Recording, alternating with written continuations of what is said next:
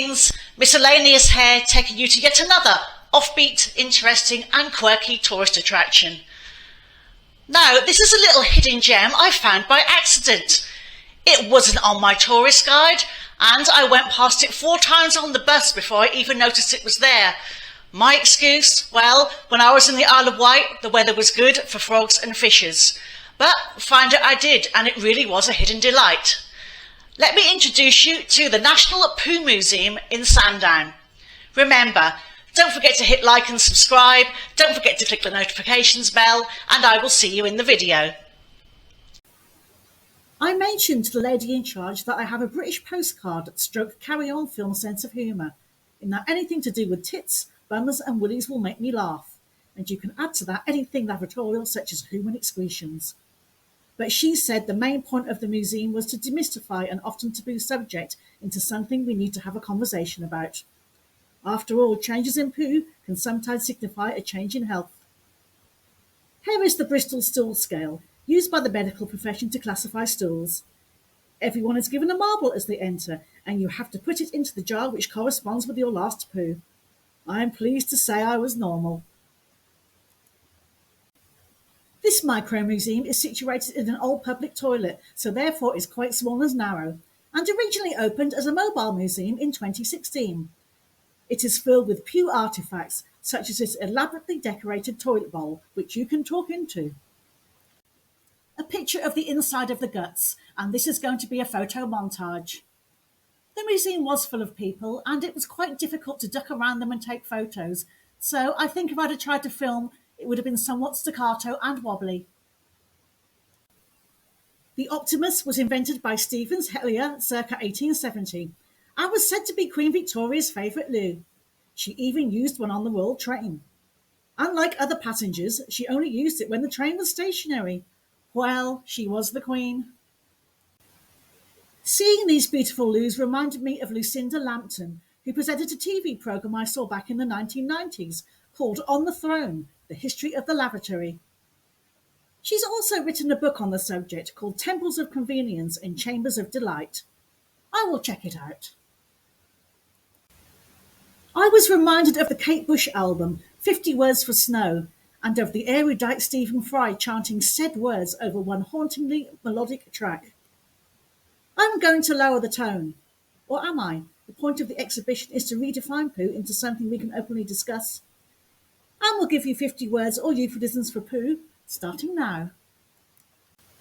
Excreta, number 2, scat, coprolite, caca, cuck, dropping the kids off at the swimming pool, dropping a log.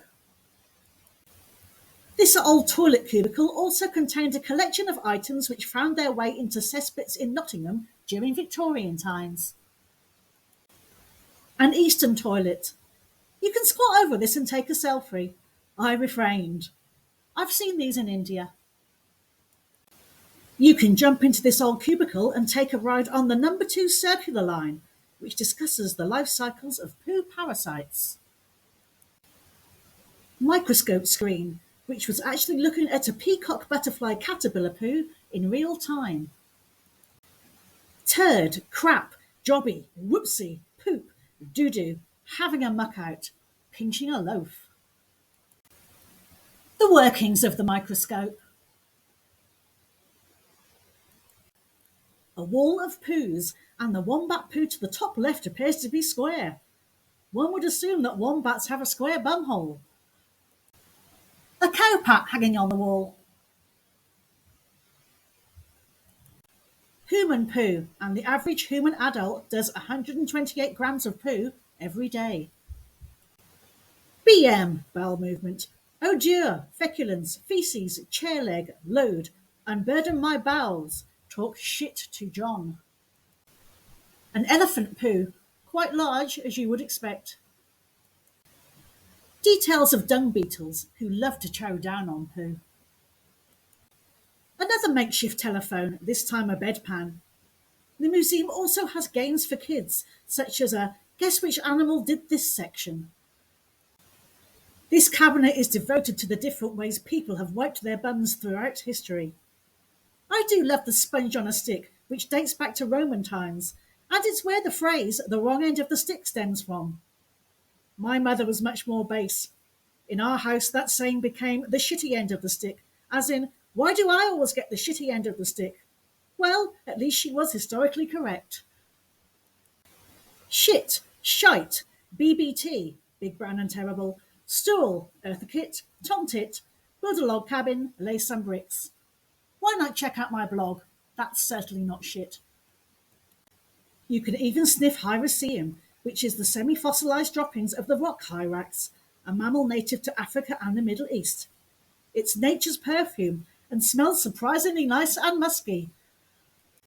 It is used in traditional medicine and for making perfume. That shouldn't come as any surprise. Ambergris is formed from whale bile duct secretions and considered highly valuable in perfume making. You can even polish a turd, which I did, and this is lion poo. Piece of useless information.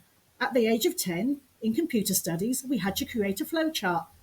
I did mine based around the act of going to the toilet.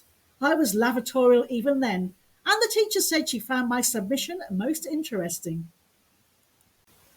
The whiffalizers are set up in what were once men's urinals, and the object is to guess the whiff. You could get mint, you could get coconut, or you could get poo. Baby's arm, fudge, log, defecate, secretion, motion, give birth to a food baby, curl one out. Remember, don't forget to like, don't forget to subscribe, and click on the notifications bell if you please. You press on the foot pump and the whiff arises. The poo one actually smelt quite nice. These certainly brought out my puerile side. At an entrance fee of £5 for adults and £2.50 for kids, this place is definitely worth half an hour to 45 minutes of your time. Flush interactive installations, where you can pull the chain and see if the items featured can go down the loo. I've read many times before that only the 3 P's should go down. That's pee, poo, and paper. A fat bird can form in your pipes if you throw forbidden things down the lavatory, and no one wants that. These will really mess up your plumbing system.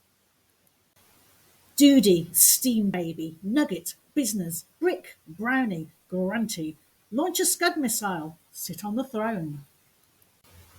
Cloacina was the goddess who presided over the Cloaca Maxima, also known as the Greatest Drain, which was the main discharge outfall of the sewers in Rome.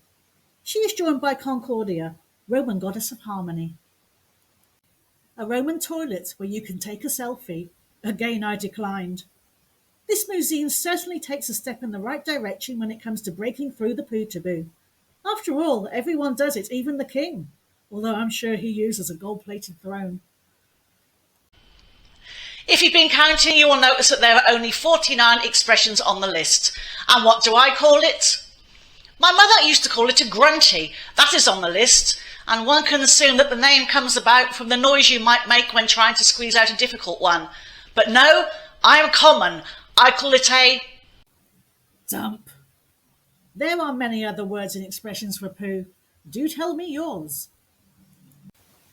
My lettering and backing colour had to be brown, of course, and choosing which shade reminded me of these two chaps, controversial artists Gilbert and George, who have used facial matter as a subject for some of their creations. I saw a programme about the making of their 1995 exhibition, The Naked Shit, which, whilst being suitably vulgar, actually has a deeper meaning, and they described mixing the correct turd colour. They named it Arse Brown, then expanded upon it by renaming it George Michael's Arse Brown. I finished my day with a stroll along the cliff path overlooking Sandown, where we were staying. View south, and Sandown gets mixed reviews. Indeed, I spotted at least one huge but dilapidated hotel on the seafront, a sad sign of the times. A shout out to the Boardwalk Cafe on Sandown Pier. They have a great selection of grub, and I just had to try this gothic ice cream. It was simply black vanilla, but only I could fancy food just after visiting a poo museum. By the way, it gave me a black bowel movement. Sandown Pier on the day we arrived. Sandown Pier at night. waxing moon over a hotel opposite the pier. The beautiful sunrise over Sandown Pier on the day we left. Typical. We had 2 days where it absolutely tipped down, but we just got on with it, as you do. I do hope you've enjoyed the video. The Isle of Wight I will return. Until then, ta-ta for now. Come and join me soon for another miscellaneous adventure. Remember, stick a flower in your hair for unity. Don't forget to hit like, don't forget to hit subscribe and click on the notifications bell.